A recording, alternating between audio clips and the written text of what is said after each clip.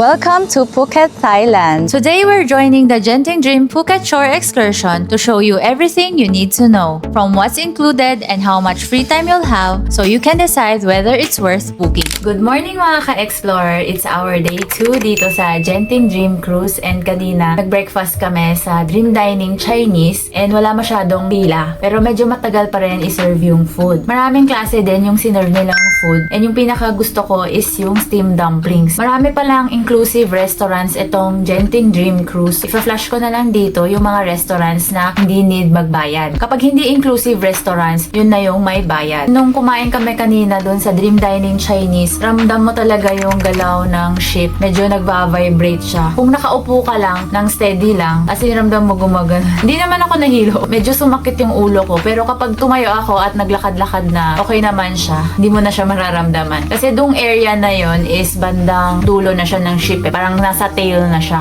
Outfit check tayo. Hat from Shopee, less than 100 lang. Shirt is from Tita Liesel. Pasalubong niya sa akin from Finland. Thank you. Necklace, galing Boracay. Yung pants is galing sa 168. And baka gusto niyo rin bumili nitong tripod, lalagay ko dito sa YouTube Shopping. Isa pang tip para hindi niyo maiwanan yung keycard niyo. Magdala kayo ng any card, parang ganito. Salpak nyo dito.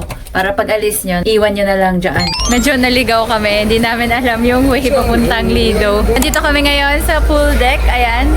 Super init. Grabe. And may competition pala ngayon dito ng Lion Dance. So kagabi, di ba? Nanood kami nung Dragon Dance competition. And ngayon medyo na-delay yung Lion Dance kasi umuulan kaninang umaga. Ito na yung line para sa lunch buffet dito sa Lido. Hindi pa siya nagsa-start kasi 11:30 pa. Actually, kaya ngayon lang kami nag-Lido kasi alam namin na laging maraming tao dito. Ito yung pinaka-in-demand na restaurant dito sa Genting Dream Cruise based on my research. Buti na lang, nag-split kaming magkakasama. May 2 lines pala. Sa kabilang line, mas shorter. And nakapasok na yung mga tao doon. Lagi silang may binibigay na ganito for the table number. Unlike the Dream Dining restaurants, where meals are served at your table in a sit-down setting, the Lido follows a buffet format. You simply walk through the stations, pick what you like, and enjoy your meal at your own pace. With its wide selection and buffet setup, it's easy to see why this is Genting Dream's main buffet restaurant. Guests can enjoy a wide variety of dishes ranging from international favorites to halal selections with vegetarian and non-vegetarian options. There are also plenty of desserts to choose from, along with a variety of drinks to complete your meal. Ito yung kinuha ko. Ang dami ng isang plate kasi nagpakuha rin sila sa akin. Medyo may pila talaga dito. Yan yung view namin dito sa Lido. Medyo nakakahilo talaga pag tinignan mo siya sa labas, tumatakbo.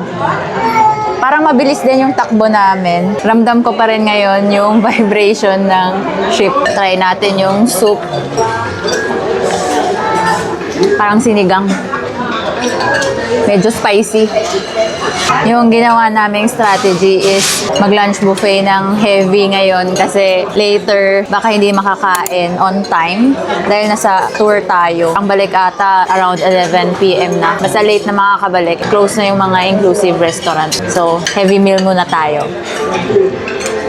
So far sa mga kinain ko, nasarapan ako dun sa red fish. Tapos yung braised beef, tsaka yung salmon nuggets. Yung salmon nuggets niya, parang may pagka-fishball siya. Tapos siniksik lang dun yung konti yung salmon. Ayan siya, oh. Maliliit lang talaga. Yung masarap dito sa Lido is yung mga fish niya. Pero yung shrimp, hindi siya masarap. Masarap dun sa Dream Dining Chinese. Tapos yung seafood din, hindi rin siya masarap eh. Yung clams, tsaka yung squid. For my second plate, ito na lang kinuha ko. More on pasta and pizza kasi wala na akong mapili. Marami kasing Indian food din dito. Eh, hindi ako mahilig sa spicy so hindi ko talaga tinry yung mga food nila. Nahati pala tong Lido sa dalawang section. So, meron siya sa right side, meron din sa left side. Pero same lang naman yung ino-offer nila. Tapos dito sa Lido, kasama na yung drinks. Meron siyang soft drinks, may ice cream. Unlike dun sa Dream Dining na yung drinks na kasama is tea, water, and yung welcome drink kung meron. Setup ko ulit yung SIM na nabili ko sa Singapore, sa Singtel. Dito ko siya nilagay sa pocket wifi ko na ginagamit ko sa Manila. Maglalagay ako ng link if gusto rin bumili ng ganito para magamit yung kahit saan. Yung Singtel, yung speed test ko dun sa cellphone na 5G. Ito 5G siya. Umabot ata ng 100 something. Basta sobrang taas nun. Try natin later if gagana ba siya mamaya sa Thailand. Meron kasi siyang kasamang data for Thailand. Kailangan iset na data roaming. So kapag dito sa pocket wifi, baka hindi siya gumana eh. Kasi wala namang data roaming dito sa pocket wifi.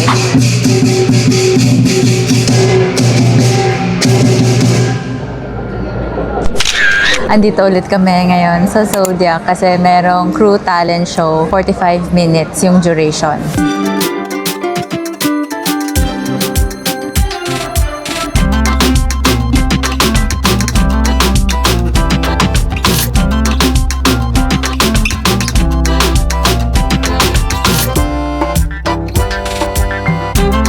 Yung nag-assist kahapon sa amin sa shore excursion, nag-perform siya dito sa Zodiac Theater, sa crew talent show. Ang galing pala niya, nag-i-split. So, nagpa-room cleaning kami and ayan, ang ganda.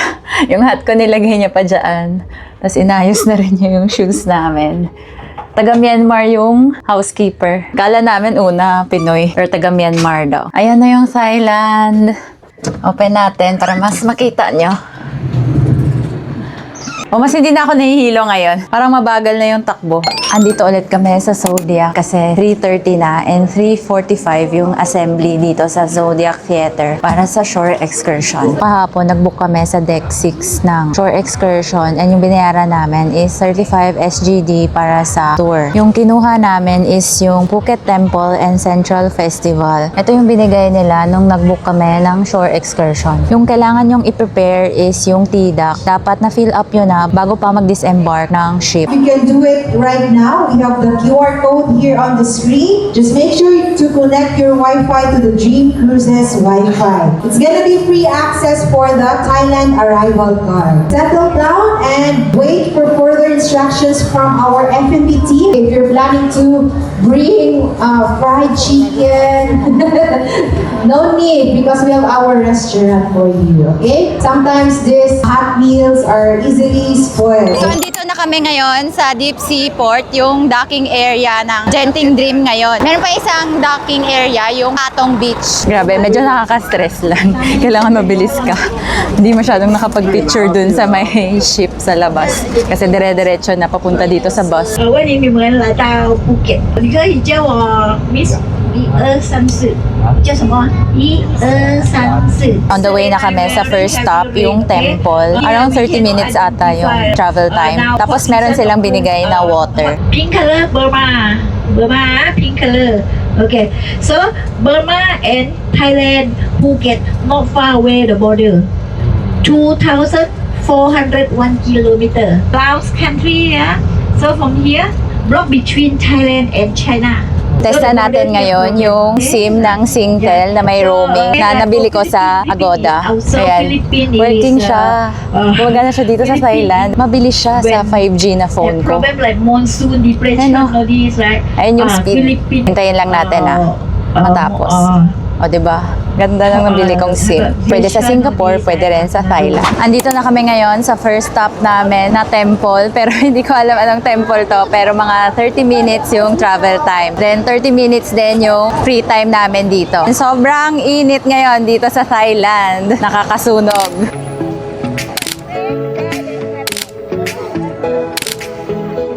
The Buddhist temple must have the Bodhi tree, Butisu. Yeah, because the Buddha, he enlightenment under the Bodhi tree. Normally for Buddhists, after pass away, the body we use to cremate. So that is a crematorium over there. May mga tindahan din dito, souvenir items sa may temple. Malapit din to sa CR in case na pumunta kayo dito. Dadaanan nyo yung souvenir shops papuntang CR. Elephant pants dito is 200 Thai baht. Medyo mahal siya. Tourist spot kasi to eh. Andito na kami ngayon sa second stop, which is yung Cashew Nut Factory. 10 minutes away lang siya from Wat Chalong. Dalawa daw yung klase ng cashew, merong yellow and red, and ito daw yung yellow. Season daw ngayon ng cashew nut. The nut is only here, the fruit is different one fruit, only one nut. So they have to wait on sale, drop together with the fruit, then they pluck the nut.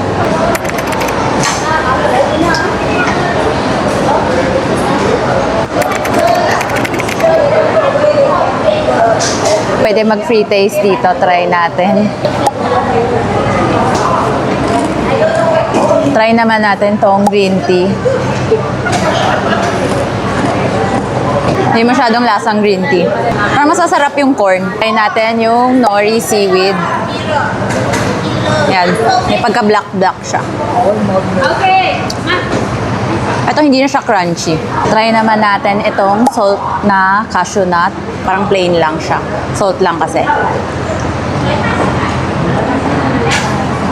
Ito na yung nakakain natin sa Manila. Mas masarap pa rin yung original flavor na cashew. If ever may flavor man, yung corn yung pinakamasarap para sa akin. Marami pa pala silang items dito.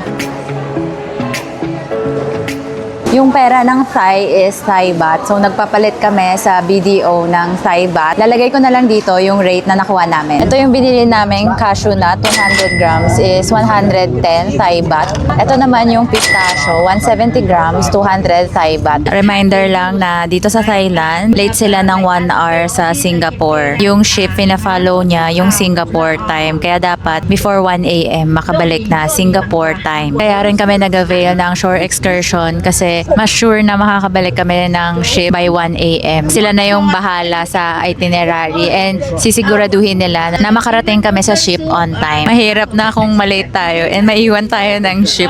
Wala pa naman tayong passport, so talaga bawal malate dito. Tapos may trivia si tour guide. Diba sa Chinese, merong si siya, te it siya, te di siya, te sa siya, te si siya.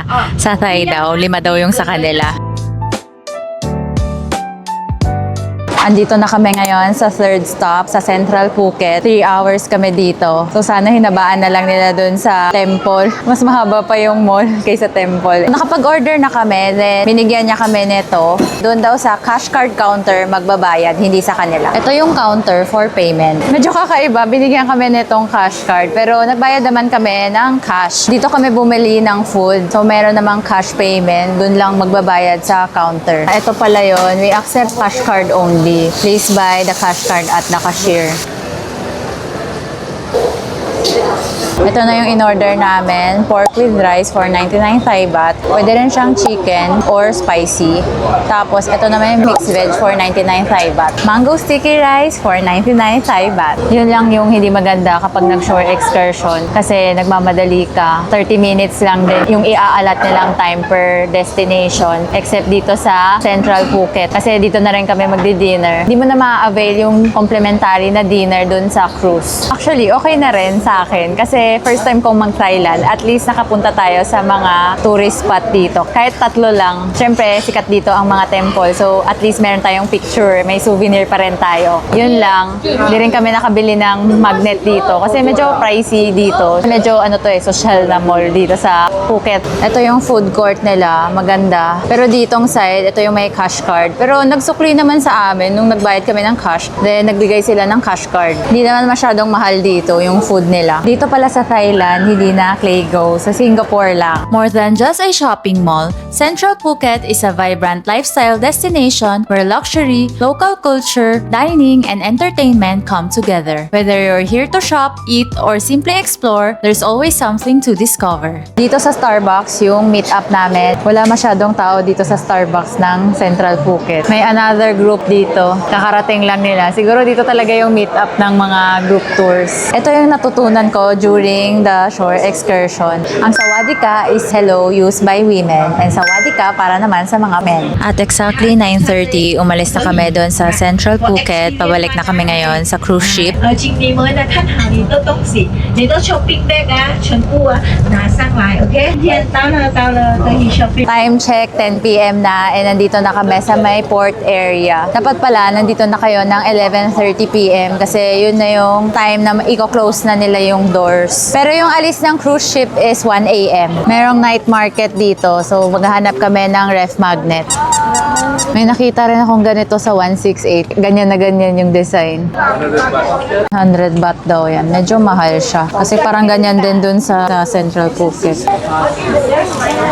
Karamihan dito, 3 for 100 and 40 Thai baht kapag isa lang. Dito na lang kami bumili ng ref magnet. Medyo mura-mura na, 80 for 3 pieces. I hope nag-enjoy kayo sa shore excursion vlog na to. Please do subscribe to my channel kasi marami pa rin akong isi-share na tips sa inyo.